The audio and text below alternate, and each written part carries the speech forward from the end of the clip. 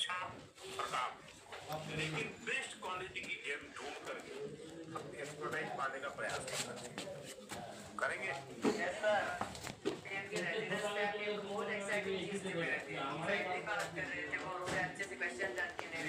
हमारे पास अच्छा आंसर दे रहे हैं।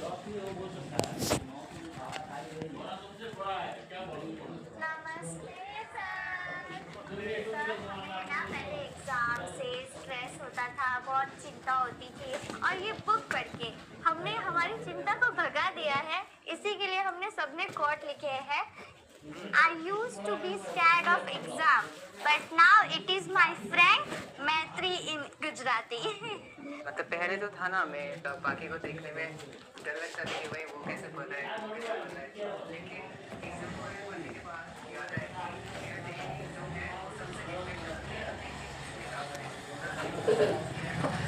তো বন্ধুরা দেখছেন আমাদের এই কাজের সূচি। তো যেটা আমাদের একটা বিরাট বড় টেনশন, যেটা একটা আমরা সবসময় ভয় পেতাম, তো সেটাকেই আমাদের দেশের প্রধানমন্ত্রী নরেন্দ্র মোদীজি বাচ্চাদের সাথে আলোচনা করে কথার মাধ্যমে বিভিন্ন রকম যুক্তির মাধ্যমে উনি বুঝিয়ে দিচ্ছেন যে পরীক্ষাটা তেমন একটা যদি আমরা শক্ত জিনিস বা কঠিন বলে ভাবি, সেটা ঠিক